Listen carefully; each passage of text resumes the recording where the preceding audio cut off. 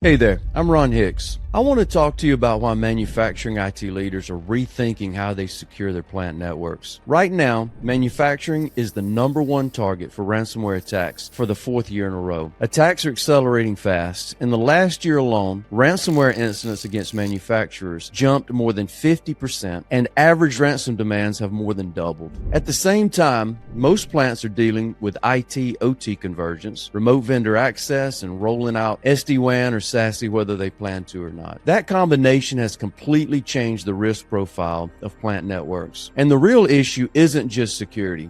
It's actually uptime. Because when ransomware incidents hit a plant, it's not an abstract IT problem. It's multi-day line stops, missed orders, safety risks, and often millions of dollars in downtime. That pressure lands squarely on the IT and plant leadership team, who are expected to harden the network without breaking production. That's the world we're in right now. Over the years, working with manufacturing and industrial environments, we've seen this same problem show up again and again. And almost every time, it comes down to how network security is being handled. Most teams are trying to solve this problem in one of a couple common ways. Some buy hardware from large box movers like CDW or SHI. The gear shows up, but everything else, the design, the config, the implementation, ongoing management, it all falls on the internal team. There's no real accountability for outcomes. There's no real ownership. And when something goes wrong, there's often no one to escalate to. Others hire local general IT folks, MSPs. These teams try to do everything: desktops, servers, printers, help desk, but they're not deep specialists in firewalls, SD-WAN, SASE, or OT segmentation. When network security issues get complex, they simply don't have the depth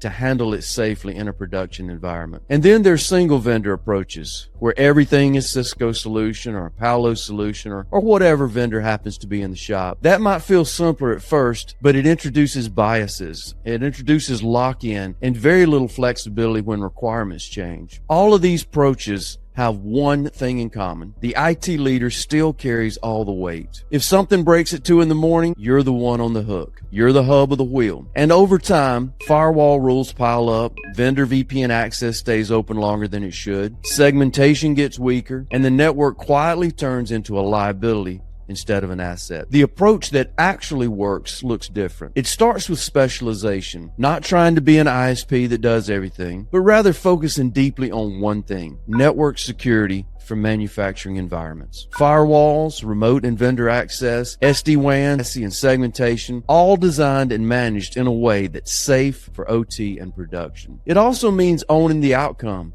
Not just shipping hardware, but rather designing the architecture, configuring it correctly, implementing it cleanly, and managing it day to day. When changes need to happen, they're planned, they're communicated, and they're executed with production in mind. Just as importantly, it means being vendor agnostic. Different vendors have different strengths and weaknesses. The right answer often depends on the plant, the environment, and the risk profile, definitely not on quotas or spiffs. When recommendations are unbiased, the solution actually fits.